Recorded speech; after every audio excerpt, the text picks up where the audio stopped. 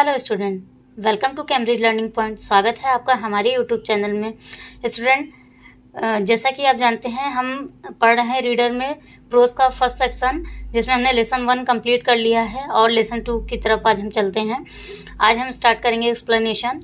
और जैसा कि मैं आपसे माफ़ी चाहूँगी कि अभी हमारी वीडियो 2-3 रोज़ नहीं पढ़ पाई क्योंकि मेरी तबीयत थोड़ी सी सही नहीं थी, और जैसे मुझे रिलैक्स हुआ आज हम ये वीडियो बना रहे हैं। तो स्टार्ट करते हैं अपना नया टॉपिक, नया लेसन। सबसे पहले मैं आपसे रिक्वेस्ट करना चाहती हूँ कि यदि आपने मेरी वीडियो को अभी तक लाइक नहीं किया है, शेयर नहीं किया और सब्सक्राइब नहीं किया है, तो प्लीज़ आप मेरी वीडियो को सबसे पहले लाइक करिए और फिर सब्सक्राइब कर लीजिए। बेल आइकन को प्रेस ज़रूर से कर दीजिएगा, जिससे हमारी जो भी वीडियो नहीं आए उसका नोटिफिकेशन आपको मिले। स्टार्ट करते हैं अपना नया लेसन। देखते हैं हमारा लेसन 2, जिसका नाम है a fellow traveller. A fellow traveller, जैसा कि आप जानते हैं हमने फर्स्ट लेसन में पढ़ा a girl with a basket, तो हमने बहुत अच्छे से समझा था कि लेसन 1 का जो नेम है उसी से रिलेटेड आपकी पूरी स्टोरी थी। वैसे यहाँ भी लेसन 2 का जो आपका लेसन का नाम है उसी से रिलेटेड आपकी पूरी स्टोरी है। अ फेलो ट्रैवलर मीन्स होता है सहचारी यात्री, यानी या फिर साथ में यात्रा करने वाला, इस तरीके से हम इसको मान सकते हैं। तो सबसे पहले हम इसका थोड़ा सा अबाउट द लेसन देखेंगे कि लेसन में क्या बोला गया है। क्योंकि देखिए, अबाउट द लेसन का मतलब ही होता है कि लेसन के बारे में क्या चीज़ें दी गई हैं। तो मैं इसमें आपको बहुत अच्छे से बताने वाली हूँ कि यहाँ पे जो राइटर हैं, सबसे पहले राइटर का नाम देख लेते हैं। राइटर का नाम है ए.जी. गार्डिनर। ए.जी. गार्डिनर ये आपके राइटर हो जाते हैं लेसन 2 के, अ फेलो ट्रैवलर के। अबाउट द लेसन, इसका केवल हम कोटेशन देखेंगे कि यहाँ पे राइटर क्या बोलना चाह रहे हैं या उन्होंने किस तरीके से स्टोरी को डिस्क्राइब किया है। A fellow traveller is a personal essay. इसका मतलब है ये बोल रहे हैं कि फेलो ट्रैवलर एक पर्सनल एसे है, एक व्यक्तिगत निबंध है, उसके बारे में उन्होंने बताया है। Taken from Leaves of the Wind, in which the author describes his journey in a very fine style full of humour. The journey made by train has become very interesting. यहाँ पे दरअसल मैं आपको बता दूँ कि ए.जी. गार्डिनर हैं writer, वो एक आनंद का भाव उठाना चाहते हैं। वो एक अपने यात्रा का वर्णन कर रहे हैं कि किस तरीके से जब एक व्यक्ति अकेले डिब्बे में या ट्रेन में यात्रा करता है, ट्रेन के डिब्बे में यात्रा करता है, तो वो अपने मनचाही चीज़ों को कर सकता है, कोई उसको रोकने वाला नहीं होता है। इसी चीज़ का उन्होंने वर्णन किया है। His fellow traveller a mosquito. देखिए यहाँ पे दरअसल अगर व्यक्तिगत बात इसलिए की गई है कि एक तो ए.जी. गार्डिनर हो जाते हैं और दूसरा जो मॉस्किटो है जिसको वो अभी नहीं जानते हैं, उसके बारे में उन्होंने यहाँ पे वर्णन किया है।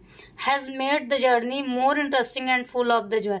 मतलब एक मॉस्किटो ने उनका किस तरीके से जर्नी को, उनकी यात्रा को इंटरेस्टिंग यानी कि बहुत अच्छा आनंदितमय बना दिया।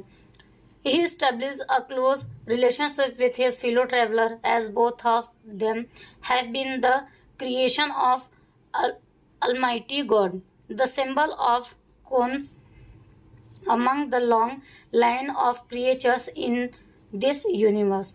The present piece is a fine specimen of a personal essay. In this essay, the author has succeeded in developing a feeling of affection for a mosquito that has been regarded as a fellow traveller. मतलब कि सबसे पहले तो जैसे ही वो देखते हैं कि ये मुझे बहुत परेशान कर रहा है, मॉस्किटो को लेके बोलते हैं कि ये मुझे बहुत ज़्यादा परेशान कर रहा है, फिर कहीं ना कहीं वो उसको मारना चाहते हैं। फिर जैसे अभी हम स्टोरी में पढ़ेंगे, और जैसे उनके बीच में फ्रेंडशिप होती है, मॉस्किटो और ए.जी. गार्डिनर के बीच में जैसे फ्रेंडशिप होती है, वो उससे मतलब लव करने लगता है, अफेक्शन हो जाता है, उसके प्रति एक स्नेह हो जाता है।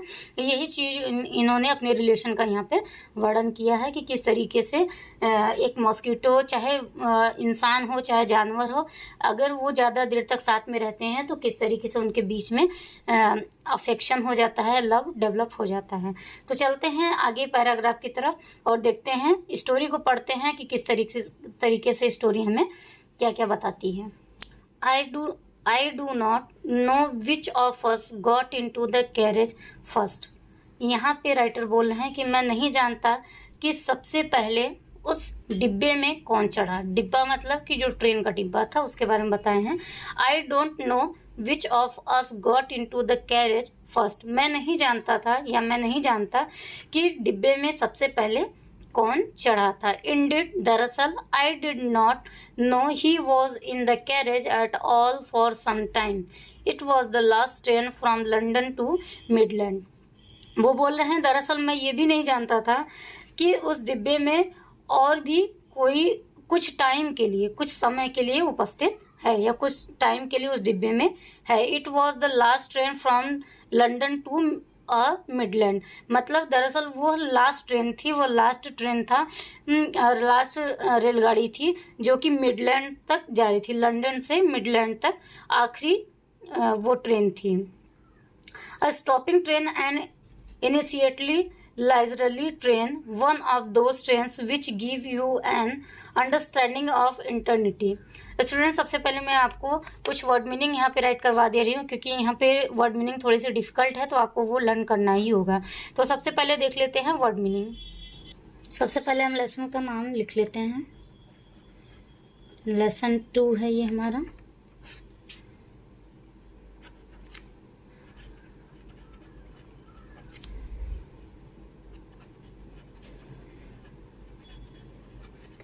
A fellow traveler. Who is the writer of this lesson? A.G. Gardiner. A.G. Gardiner is the writer of this lesson.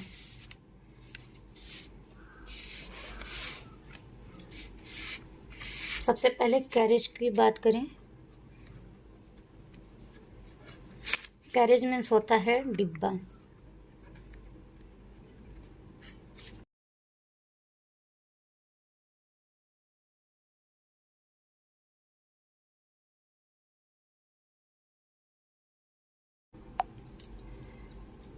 लाइजरली means होता है अनंत।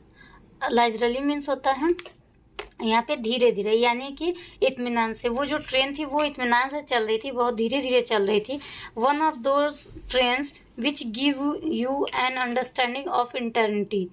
इसका मतलब हुआ कि वो जो ट्रेन थी चूंकि बहुत धीमे धीमे चल रही थी, इत्मीनान से चल रही थी, तो कहीं ना कहीं राइटर यानी कि जो एजी गार्डिनर है वो उस यात्रा का पूरा लुत्फ उठा रहे हैं, बहुत अच्छे से उसको आनंदित वो महसूस कर रहे हैं। It was tolerably full when it started, but as we stopped at the suburban station, the travelers alighted in ones and twos, and by the time we had left the outer ring of London behind, it was alone, or rather I thought I was alone। वो कह रहे हैं कि जिस तरीके से मैं समझता था कि ट्रेन में बहुत ज़्यादा भीड़ नहीं थी जब वो चढ़े हुए थे ट्रेन में, जब उन्होंने यात्रा अपनी स्टार्ट की थी, तो वो बोल रहे हैं कि मेरे ख्याल से उतनी भीड़ नहीं थी जितना कि हर स्टेशन, जैसे ही सब अर्बन मीन्स होता है उपनगरी, जिस तरीके से सब अर्बन स्टेशन आता है तो एक एक दो दो करके यात्री उस ट्रेन से नीचे उतर रहे थे।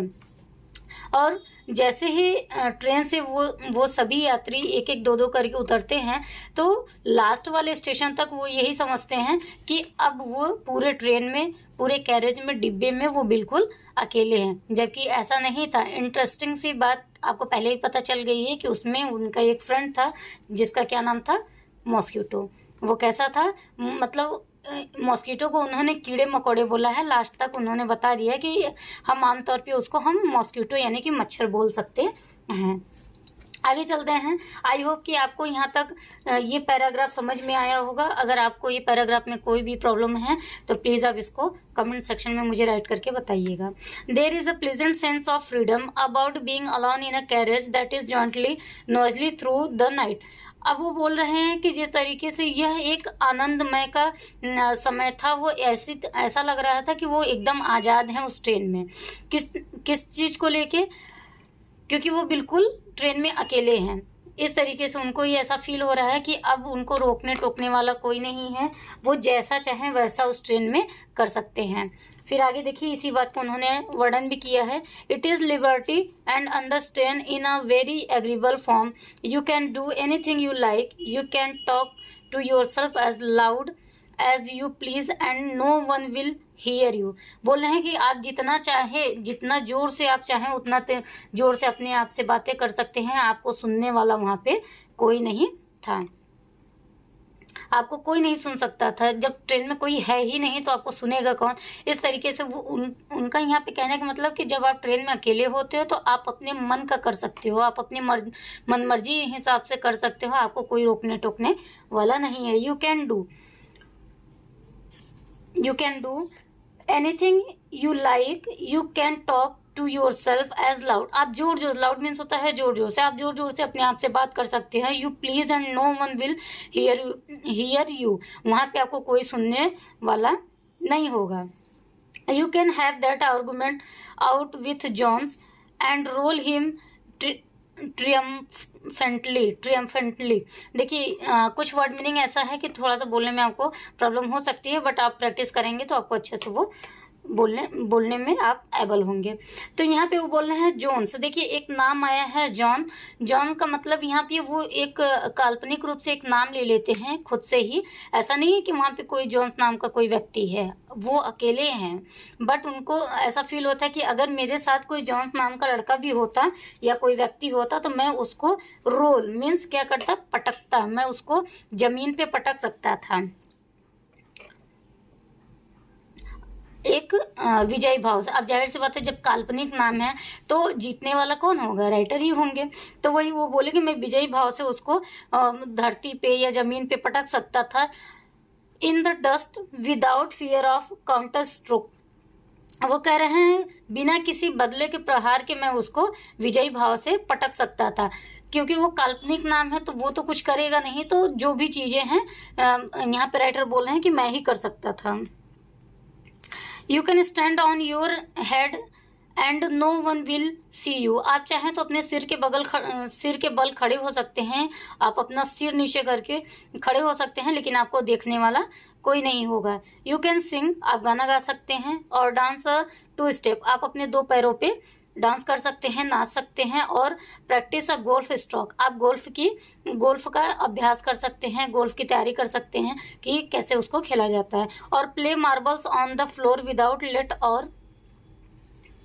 Late or hindrance. कह रहे हैं कि आप बिना किसी डर के, किसी डर भाव के ही आप अपने खेल को स्टार्ट कर सकते हैं, आप अपने खेल को खेल सकते हैं। You can open the window और शट इट विदाउट प्रोवोकिंग और प्रोटेस्ट। आप किसी भी तरीके की डर को मन में न रखते हुए आप विंडो को मतलब खिड़की को खोल सकते हैं और बंद कर सकते हैं।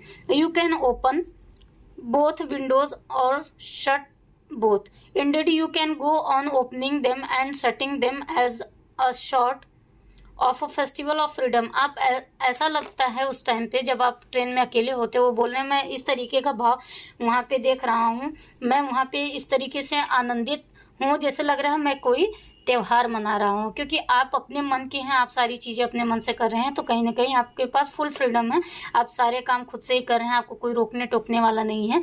तो ये कैसा है, एज ए फेस्टिवल, जैसे कि फेस्टिवल के तरीके से ये आज़ादी मना रहे हैं। You can have any corner you choose and try all of them in turn. कह रहे हैं मैं किसी भी ट्रेन का कोई भी कॉर्नर चूज करता था, मैं कोई भी कोना चूज कर सकता था। You can have any corner you choose and try all of them in turn. मैं ट्रेन का कोई भी कोना अच्छे से चूज कर सकता हूँ।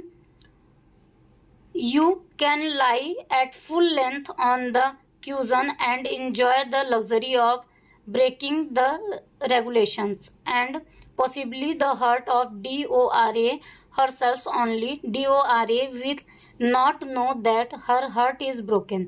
अब वहाँ पे देखिए सबसे पहले मैं आपको बता दूँ DORA क्या है। DORA का फुल फॉर्म होता है डिफेंस ऑफ रिल्म एक्ट। इसका मतलब होता है सीमा सुरक्षा अधिनियम।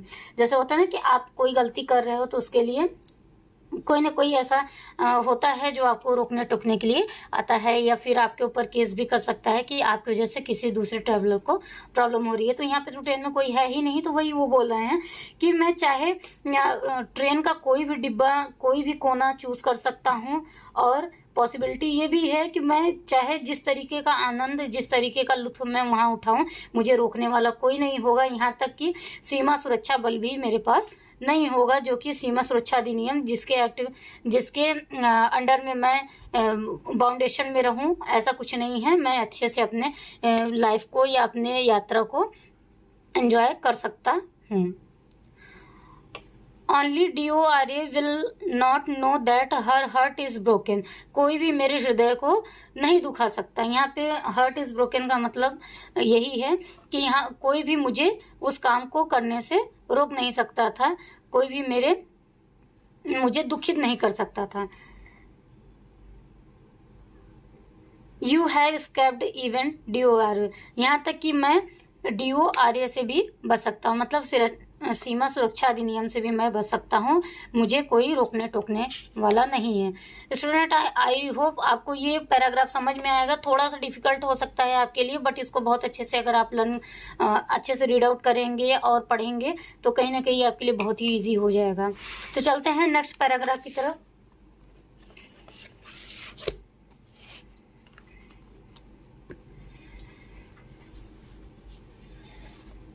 On this night, I did not do any of these things. They did not happen to occur to me.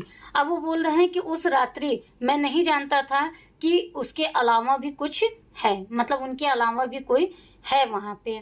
They did not happen to occur to me, मतलब कि वो कह रहे हैं कि मैं नहीं जानता था कि मेरे चारों ओर किसी प्रकार की कोई घटना होने वाली है।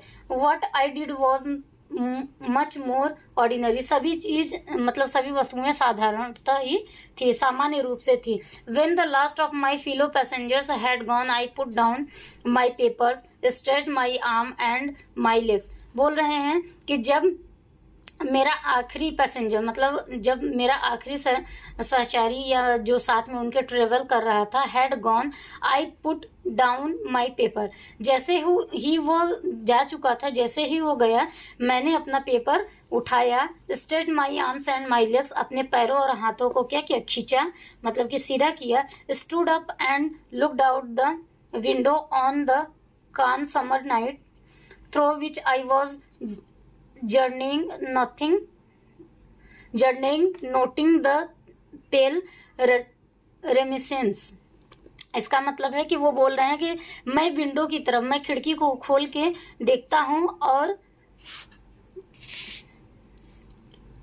कैसा उनको दिखता है, वहां पे पीले रंग का कुछ उनको दिखता है। Up and looked out the window on the calm summer night through which I was journeying. मैं जर्निंग कर रहा था, मतलब मैं वहां पे चीजों को देख रहा था। जर्निंग मीन्स होता है मैं कुछ वहां पे देख रहा था, चीजों को एनालाइज कर रहा था। नोटिंग द पेल रेमिनिसेंस, मतलब कि मैंने वहां पे एक पीले रंग का क्या देखा, कोई वस्तु उन्होंने देखी।